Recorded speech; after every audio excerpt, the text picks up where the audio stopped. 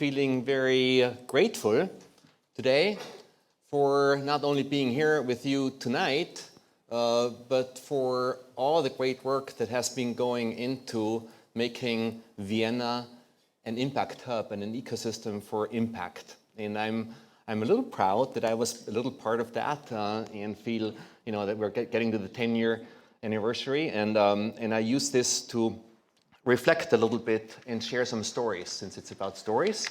And while I share some stories, a couple of them will be challenging for you, and a couple of them will be uplifting, as it should be. And so stay with me. Don't get depressed in the beginning, because the way that I modulate is take you down and then take you up again before we go. And I know that I'm between you and drinks. So, I'm going to share a story of why I think it's so important to change finance as opposed to finance change. And not many people understand the difference. And it's crucial to actually change finance in order to survive, I believe. And then I'm going to go into a couple of challenging stories. I was here in June, what happened between then and now, and then great stories since June, and where do we go from here? So the financial system is built on the illusion that perpetual exponential growth is actually possible in a non-exponentially natural world. And so it cannot possibly fit. And yet, the industry not only believes that, but perpetuates that deadly belief. Now, systems change under pressure, right? And the pressure that's caused by the financial system is getting so great that the change is being forced on us, if we want it or not. As expressed by the consequences of our economic system on the biosphere of our planet, as expressed by the consequences of the inequality and social injustice on the disruptions of social societies, and many, many, many, many more. I was not surprised at all when BlackRock's sustainability leader, ESG leader, stepped out of BlackRock and declared that it's all impact washing. I knew that. BlackRock is not in the business of saving the world. BlackRock is in the business of making a ton of money.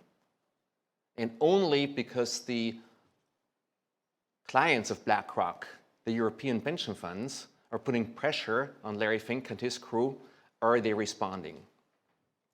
Which shows you that we are responsible for change, not they.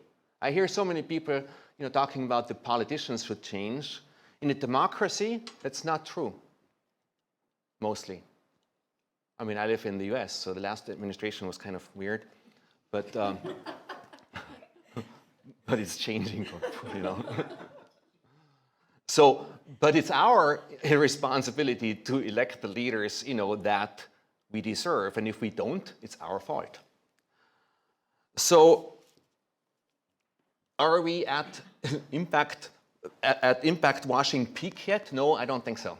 I think the next few years are going to be even rougher on claiming impact. And while if you drill into it, it's just on the edges a little bit. It's make-believe, and it certainly is not changing the system. And how I started out, what my objective is to actually change the financial system and not use the financial system to change something else. So it became absolutely necessary to differentiate between these impact washers and impact. And so we have a choice. Either we coin a new terminology, or we need to qualify impact, right?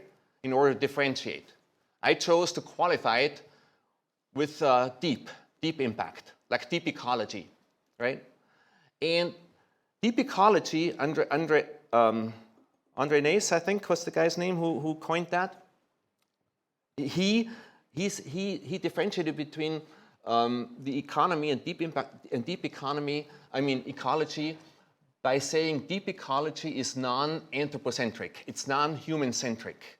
Humans are not at the center of the universe, which is kind of absurd if you think about it, but most people believe it actually. They actually believe it. I mean, the last 100,000 years is kind of not that long, that produced us, Homo sapiens. And yet we believe that we're the only ones, right? And that, when you think about system change and deep impact, then we need to go to that level of understanding. That level of understanding that goes beyond your brain, that goes beyond your heart. Thoughts and feelings are on the same level of abstraction of humanity. Who you really are not your thoughts and not your feelings. And that's what we need to activate. If we're not able to activate that, then I suspect that we'll self-destruct. So, now the last bad news that I'm going to share with you, and then I'm going to switch, is I've reflected on some of the topics that we discussed today, and that I supported big time, and thought about the last 10 years. I've been in this business now for 20 years almost. And take social impact bonds. We heard about them. Lisa and I invested in the first social impact bond in the UK, not to make a major revision, a major dent into reducing recidivism, but to help invent a new financial instrument that would actually explicitly tie the financial return to the impact, positive or negative. I thought that if we could create 10,000 of these, that we could actually securitize them and create an equity that goes up and down with the impact, right? Now, we didn't succeed. There's only 100 and whatever, 40 out there. And so let's be realistic, right? It didn't work. If working means that we actually change the system. So why did it not work is the question that we ask, because we always evaluate our investments saying, well, how can we do better? And I think they're way too complex. Politicians might not be the right partner because they have a different time clock than most systemic changes that you need to do. And so we need to invent something new. I think that tokenization will be a step forward from that. Climate change. Tomorrow we'll hear about climate change. I ask you to challenge everybody working on climate change to step on the gas. IPCC report is conservative, not aggressive. They forgot the feedback loops, the negative feedback loops. And that is unpredictable. We don't know what's going to happen, but we know that it's going to get worse than they predict. The power structures in finance are just plainly wrong. The beneficiaries and the stakeholders have nothing to say usually. It's only the investors. So that's a systemic issue that we need to fix. All the term sheets that venture capitalists do, they always come up first, and the entrepreneur is always second, on the upside and on the downside. The modern portfolio theory is pathetic. I mean, it's not even, I don't know why people still use it, because it's clearly wrong to deal with system change. It's clearly wrong to integrate any sustainability or any positive or negative impact as it should. But we don't have data sets. We don't have any data. The ESG movement collects data absolutely up and down the chain, and the AI community collects data about every single movement that we do, and yet we don't have any data about impact. We cannot use AI, unless we have robust data sets. And yet the industry is hiding behind, floskers that are meaningless in order to not have to be transparent and to normalize what was discussed before on the panel about impact management. We need to force them. We need to demand that. Otherwise, they will just continue to maximize their profits with fees that we pay and not really making any impact, right? So let's fire them and replace them. So one more, and I promise that's the last one, because it is such a great example that happened to me when the government of a Western state of Austria reached out to me and said, Charlie, I want to present this beautiful strategy about 2030 and sustainability. I said, wonderful, I would love to hear that. So, zooming in. Okay, now, I see 55-year-old white man, similar to me, leading the charge of sustainability for that particular province of Austria. And they present a beautiful deck, and it was good. And they ask you, Charlie, what do you think about that? I said, well, it's pretty good. There's two things missing. One, what about finance? Nothing about finance. They said, well, finance is not really necessary. I said, okay, well, I don't understand that, right? But then listen to that. Then I said, the second thing that's really missing is the young people. No voice in there of the young people. You know what the old guy said? He said, we don't work with the young people. They're revolutionaries. They are not included. I said, phew. Now, but that's not an aberration. Yeah? If you were to be able to talk to these government officials that are inventing the sustainability plans for 2030 for us, right? That's what you run into. A system designed by old folks for old folks. Really scary. So, but I have some good stories now. Okay, let's switch over to some good stories. Well, first of all, on the 16th of July, I became a first granddad. Woohoo! So I have a grandson now, and I am such a fan of my daughter that she is courageous enough, to put new kids in the world. Yeah. And I want to just support her as much as I can, because they definitely need it. And we'll tie a little Ollie into the discussions, as soon as he can go skiing with me, then I'll teach him other things as well. I like these small settings. I like these small settings because you can have a real conversation, and I can share real stuff, and you will answer real things because I'm opening up the discussion, so you feel empowered to share real thoughts with each other too. And so I was at Manningcore, and for those of you who know me, I like wine, but I particularly like biodynamic wine.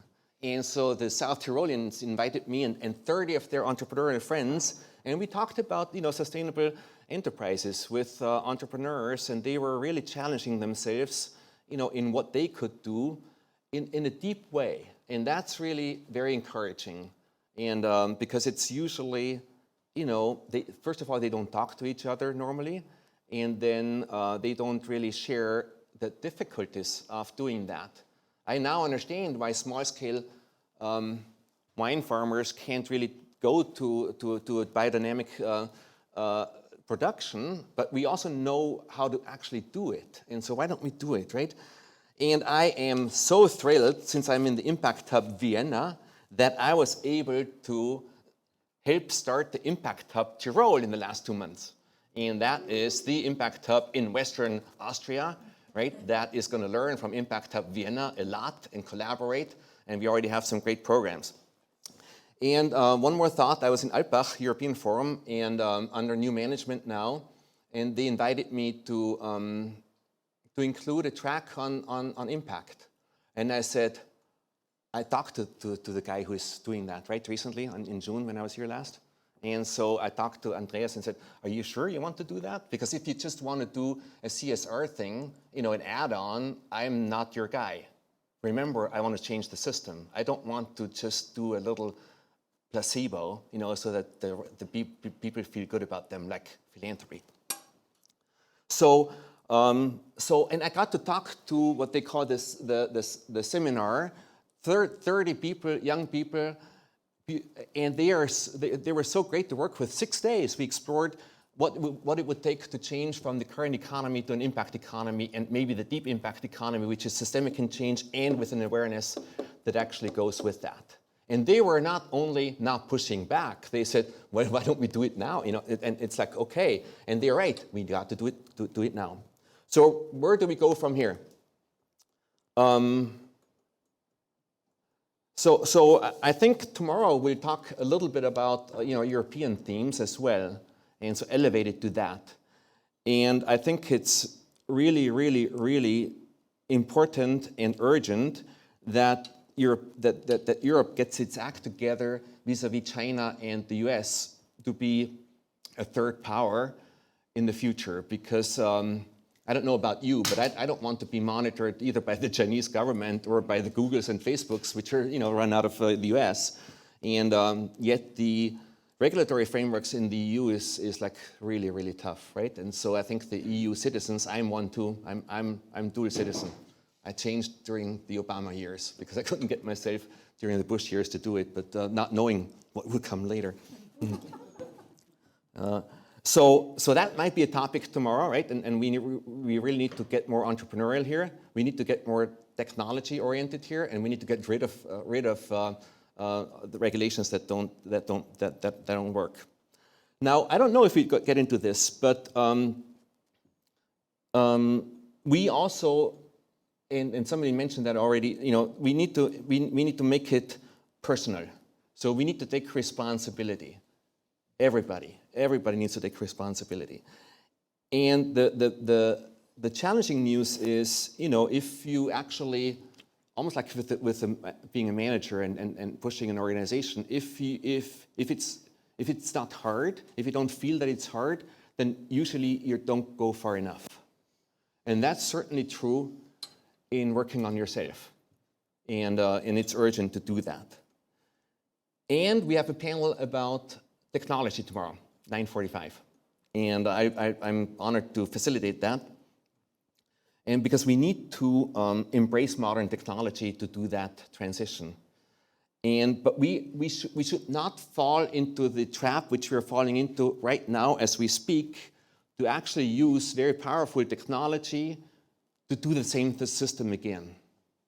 It would be as if the car would be invented to replace horses. They actually did that first, but then they did what the cars are supposed to do.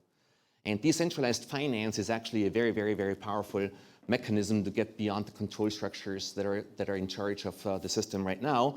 And we need to go beyond that to what John Fullerton calls regenerative finance infrastructure, which is based on tokenization and regenerative principles that are copied from nature. Because nature has been in existence, as far as we understand, 15 billion years, so a very sustainable system.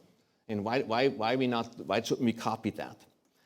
Now, I am going to challenge myself in my last remark here, because it's not the time anymore to look out into the future with a linear lens in our brain. Linear extrapolation from the past is the wrong way to look at the future. We are at an inflection point, and the step function has started, and I catch myself to say, well, this is not going to happen, this is not going to happen. Well, I don't know, because things happen when you are in an inflection point that are not really predictable. We just know that things are going to happen. And so take that open attitude. Don't get detached. I mean, every single projection that I looked at since 2001 about renewable energy was always wrong, was always too low. Every year it got faster and faster and faster. If you look back at the projections 15 years ago, they look awful and totally wrong, as they are. The same will be true for AI, the same will be true for mobility, the same will be true for healthcare, the same will be, all of these are at inflection points, right? And so that is, so that's, if we don't get on it, then it's going to get rougher first. But that doesn't mean that we shouldn't make our contribution. We actually need to make our contribution, because that way we will not be in control, but we certainly will be seeing and experiencing the change from a vantage point that's not going to overwhelm us, and because we're going to be part of it, and because it's a natural progression as the system will try to get into an equilibrium again on a planetary scale, including humanity or not. And it is up to us. And as my wife Lisa likes to say, just, am I allowed to say that? Fucking do it. Anyway, you know what I mean. Thank you. Have a great evening.